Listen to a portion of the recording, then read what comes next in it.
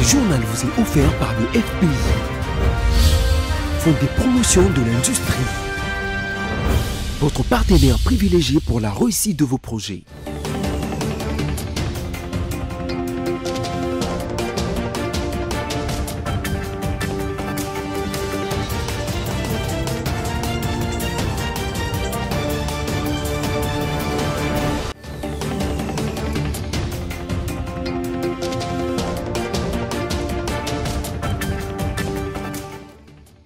Le point sur l'actualité, c'est tout de suite. Mesdames, Messieurs, bienvenue, les sommaires. Tous les matins de ce mercredi, un violent accident de circulation s'est produit sur le boulevard du 30 juin, près du bureau de la Chancellerie des Ordres nationaux. La résistance de l'opposition dans la démarche des consultations lancées par le chef de l'État soulève plusieurs questionnements, notamment sur la stabilité du pays secoué par les atrocités de l'Est. Vous suivrez ce qu'en pensent certains opposants. Éliminatoire de la Coupe du Monde 2026, les supporters de Léopard de la RDC ont passé une super nuit. La RDC a battu la Mauritanie dans un score de 2-0. Sur ce, l'équipe de Sébastien Desabre sort premier du groupe B. Mais tout d'abord, à la Cité de l'Union africaine, le président de la République, Félix-Antoine Tshisekedi Tshilombo, avait tenu hier soir une réunion interinstitutionnelle sur l'évaluation de la situation sécuritaire dans les provinces de l'Est de la République démocratique du Congo. Ont pris part à cette importante séance de travail la première ministre Judith Suminwa, le premier vice-président du Sénat José Kalala, le président de l'Assemblée nationale Vital Kamerhe et celui de la Cour constitutionnelle Dieudonné Kamuleta. 3 points étaient inscrits à l'ordre du jour de cette réunion, à savoir la question situation sécuritaire dans notre pays. Et le premier point comprend 3 sous-points. Il y a le travail qui sera désormais fait conjointement entre l'EAC et la SADC. Il y a le processus de Luanda et de Nairobi, mais il y a la résolution 2773 du Conseil de sécurité. Le deuxième point a porté sur les enjeux de l'ère, l'attitude que nous devons avoir vis-à-vis des enjeux de l'ère en tant qu'acteurs institutionnels et politiques de notre pays. Le troisième point, c'était les divers. S'agissant du premier point, le président de la République nous a informé du fait que l'EAC, Eastern African Community, la communauté économique des États de l'Afrique de l'Est et la SADC, travailleront désormais ensemble dans le cadre du processus de Luanda et de Nairobi. Le président de la République nous a fait l'honneur de nous partager ce qu'il a engagé comme résultat à Doha. C'était, sur le plan diplomatique, très important, et nous expliquer, et à travers nous, tout le peuple congolais, que Doha n'a pas annulé Luanda ni Nairobi. Au contraire, Doha vient booster Luanda et Nairobi. En ce qui concerne la résolution 2773, merci à tous ceux qui ont apporté leur voix pour qu'elle soit adoptée. C'est une victoire diplomatique parce qu'elle impose des sanctions, elle impose des cessations des hostilités, mais nous avons dit que ce n'était pas suffisant, il faut qu'on ait des modalités pratique de l'application de cette résolution. Et dans les cadres de consultation qui ont débuté lundi dernier, le conseiller spécial du président de la République en matière de sécurité, Eberhard Kolongele, continue de recevoir le membre de l'Union sacrée de la Nation. C'était au tour d'une autre délégation conduite par le ministre du Commerce extérieur, Julien Paluku, qui a réaffirmé leur soutien au chef de l'État et loue également l'initiative. Son Excellence, Monsieur le conseiller spécial du président de la République, nous a fait l'honneur d'être reçu par son autorité à la suite de la mission qui lui a été confiée par le président de la République. Parce que comme tout le monde le sait, la partie est de la RDC est agressée par les Rwandais. Et il est important pour le président de la République que toutes les forces soient fédérées autour de lui afin de bouter dehors l'ennemi. Voilà pourquoi le président de la République voudrait rassembler toutes les forces politiques, parlementaires, extra-parlementaires, religieuses, sociales, pour que nous voyions ce Congo qui doit rester un et indivisible. Parce que beaucoup de gens sont en train de croire que l'initiative, c'est pour un partage d'un gâteau. L'initiative, c'est que nous a été dit par le conseil spécial, c'est ramener tout le monde dans la seule vision de défendre ce pays, parce que le pays est menacé et il a besoin que toutes les Congolaises, que tous les Congolais se retrouvent autour du président pour voir comment nous devons veiller sur l'intégrité de notre territoire, parce que si seulement nous perdons ce pays, il n'y a personne qui va encore y rester. Voilà l'essence de ces consultations qui ont pour objectif de devoir remobiliser le peuple congolais, de lui donner une vision, de permettre à ce qu'autour du président, chacun là où il est, il amène son intelligence pour permettre à la République de recouvrer son intégrité, pour permettre à la République de recouvrer l'entièreté de sa souveraineté, pour permettre à la République de pouvoir mettre en place les forces nécessaires qui lui permettront de pouvoir avoir davantage d'énergie à consolider le développement et à se projeter vers l'avenir. Et c'est donc une mission très importante que nous avons saluée et pour laquelle notre regroupement qui s'appelle AB50 est prête à devoir amener toutes les contributions nécessaires qui vont dans le sens de ce que le président de la République voudra voir demain, un Congo uni, un Congo indivisible, un Congo prospère, un Congo fort. C'est cela la mission principale qui nous a été partagée par son Excellence, Monsieur le conseiller spécial du président de la République. Les consultations politiques toujours, le parti politique Union nationale congolaise, UNC en sigle de Vital Kamerhe, a réaffirmé à son tour son soutien à cette démarche du chef de l'État, Félix-Antoine Tshisekedi, dans sa vision de recouvrir l'intégrité territoriale de la RDC. L'UNC espère que ce gouvernement relèvera les défis auxquels le pays fait face, notamment la guerre à l'Est. Nous sommes venus aujourd'hui rencontrer le conseiller spécial qui est mandaté pour ce fait et nous avons formulé nos propositions pour que, à l'issue de ce processus, que nous puissions avoir un gouvernement de guerre qui va non seulement tout mettre en œuvre pour recouvrer l'intégrité de notre territoire, mais aussi mettre fin une fois pour toutes aux aventures du Rwanda qui, ça fait bientôt 30 ans, continue l'activisme dans notre pays. Et pour ça, nous sommes ici et vous voyez vous-même la délégation qui est venue, c'est pour réaffirmer notre soutien à cette vision du président de la République. Et nous avons donné notre point de vue là-dessus. Certainement qu'il y aura un quota en termes de pourcentage réservé à la majorité de l'Union sacrée, à l'opposition et à la société civile.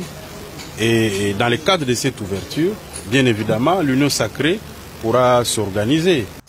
Et sachez qu'une grande partie de l'opposition congolaise boycotte ces consultations. Les cas de Joseph Kabila Kabange, Martin Fayoulou, Moïse Katumbi et les autres qui pensent que c'est pour parler sont hors contexte et ne répondent pas aux causes profondes de la crise. Ce choix soulève de nombreuses questions sur l'avenir politique du pays et sur la véritable approche de l'Union nationale. Roger Matadi. Lancé au début de cette semaine par le président de la République, Félix-Antoine Tshisekedi Tshilombo, les consultations en vue de la formation d'un gouvernement d'union nationale se déroulent dans un climat de vives tensions politiques. Une partie importante de l'opposition congolaise a décidé de ne pas prendre part à ces assises, dénonçant une manœuvre du pouvoir visant à renforcer sa position sous couvert d'unité nationale. Du côté de la coalition Lamouka de Martin Fayoulou, la réaction est tout aussi virulente. Pour eux, ces consultations sont inopportunes et déconnectées de la réalité du pays. Le parti LGD de Matata Pogno décline également l'invitation et plaide pour un dialogue plus inclusif. Pour les partis Ensemble de Moïse Katumbi, cette initiative est perçue comme une fuite en avant et une tentative de récupération d'une situation de crise. Il souligne que ces consultations sont hors contexte et ne répondent pas aux causes profondes de la crise actuelle. Les partis d'opposition justifient également leurs décisions par plusieurs motifs, notamment exclusion des acteurs clés, manque de confiance, bilan de précédentes consultations. La question se pose, est-ce que ce boycott pourrait avoir des répercussions profondes sur la stabilité politique de la République démocratique du Congo? L'avenir nous le dira.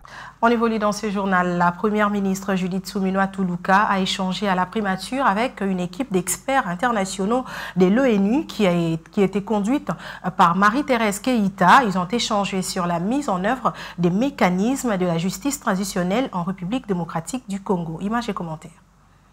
À la primature de la République démocratique du Congo, la chef du gouvernement Judith Suminwa Tuluka a reçu une équipe d'experts internationaux de l'Organisation des Nations Unies, conduite par Marie-Thérèse Keïta Bokoum. Leurs échanges ont tourné autour de la mise en œuvre des mécanismes de justice transitionnelle en République démocratique du Congo et dans le cadre de la lutte contre l'impunité dont l'équipe d'experts appuiera la République démocratique du Congo dans les démarches pour mettre fin à l'impunité des auteurs des crimes graves, notamment dans la partie est de la République démocratique du Congo. Les discussions ont porté aussi sur les stratégies pour garantir la justice et la réparation aux victimes des atrocités commises par les troupes rwandaises et le supplétif du M23 AFC. De sa part, la première ministre Judith Suminwa Tuluka a accueilli favorablement leur mandat. Et puis la vice-première ministre, ministre des Affaires étrangères Thérèse Kayikwamba est en visite au Burundi pour renforcer les relations bilatérales au-delà des crises actuelles. Thérèse Kayikwamba a remercié au nom de Kinshasa les Bujumbura pour l'accueil réservé à son peuple qui a trouvé refuge dans ses pays voisins.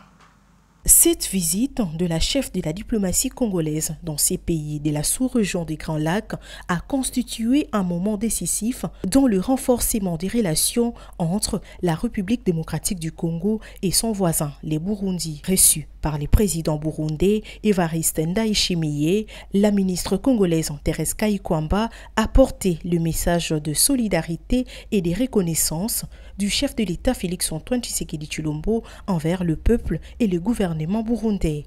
Je suis venue porteuse d'un message de son homologue et de son frère, le président Félix-Antoine Tshisekedi Tshilombo, un message sur les liens bilatéraux entre nos deux pays, des liens entre États, mais comme vous le savez tous, des liens aussi entre peuples. Et donc un message de reconnaissance pour la solidarité et l'amitié qui lie nos peuples, un message aussi sur la perspective de renforcer ces relations bilatérales, bien au-delà de la crise qui évidemment nous éprouve les uns et les autres. Un message de reconnaissance aussi parce que nous savons que le Burundi a encore une fois ouvert ses portes, ouvert ses bras aux femmes, aux enfants, aux hommes congolais qui ont fui la guerre et les ont accueillis comme des frères, comme des sœurs, comme les leurs. Et donc mon message était aussi un message de reconnaissance pour l'amitié et la générosité du peuple et du gouvernement burundais qui a accueilli près de 79 000 réfugiés congolais. La visite a aussi été marquée par des activités symboliques. La chef de la diplomatie congolaise Thérèse Kayikwamba a saisi l'occasion pour visiter l'école consulaire congolaise de Bujumbura où des 1600 élèves sont inscrits, dont 1040 au primaire et 1560 au secondaire.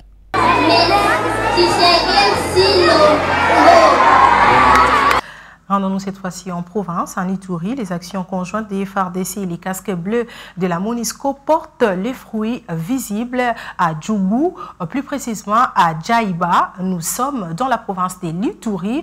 Ces actions ont permis de déjouer plusieurs attaques de miliciens contre les civils. Ces opérations s'inscrivent dans les cadres des efforts continus dans le but de renforcer la sécurité, ainsi protéger les communautés vulnérables. On écoute le colonel Rifin M'appelle, administrateur du territoire.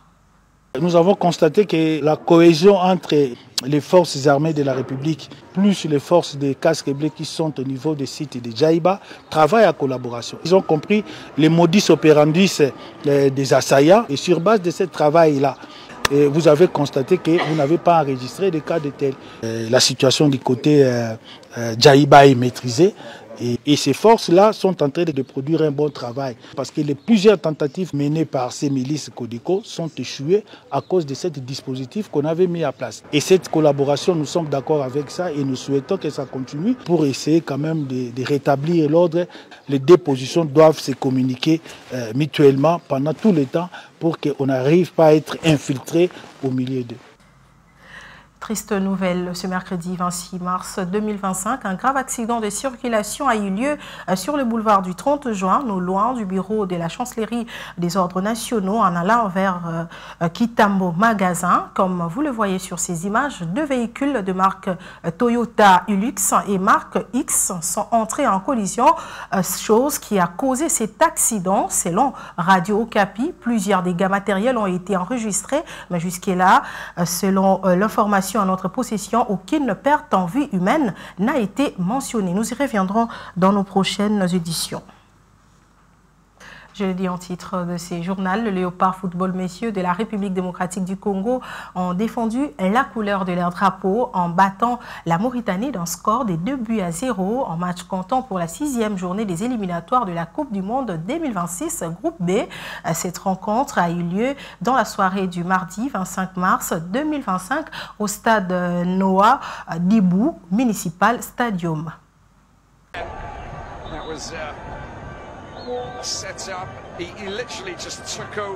Éliminatoire Coupe du Monde 2026, la République démocratique du Congo réalise la plus belle opération du groupe B en remportant ces deux matchs dans cette trêve. Déterminés à faire mieux, les hommes de Sébastien Desabre ont ouvert les scores dès le début du jeu grâce à une réalisation signée Charles Piquel qui, d'une belle frappe en dehors de la surface, a trompé la vigilance du portier mauritanien et marqué son premier but en sélection.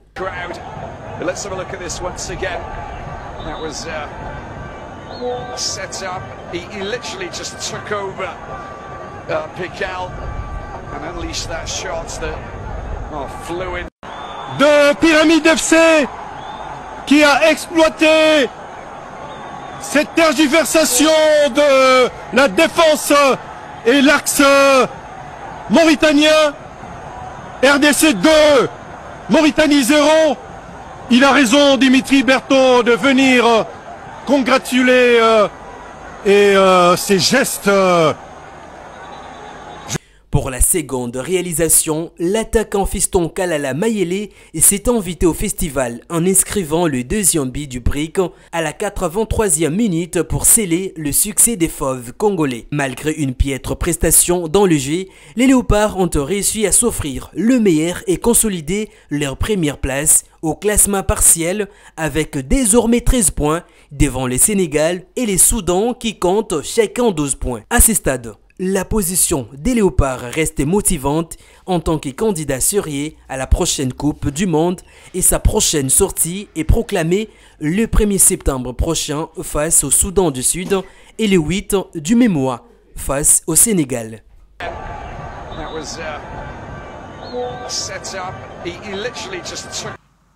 À présent, les rappels de principaux titres. Tous les matins de ce mercredi, un violent accident de circulation s'est produit sur le boulevard du 30 juin près du bureau de la chancellerie des ordres nationaux. La résistance de l'opposition dans la démarche des consultations lancées par le chef de l'État soulève plusieurs questionnements, notamment sur la stabilité du pays secoué par les atrocités à l'Est. Vous l'avez suivi dans ces journaux. Éliminatoire de la Coupe du Monde 2026, les supporters des Léopards de la RDC ont passé une super nuit. La RDC a battu la Mauritanie dans un score de 2-0. Sur ce, l'équipe de Sébastien Desabre sort premier du groupe B. Ce journal est terminé, messieurs, dames. Merci de l'avoir suivi. Portez-vous bien et à la prochaine.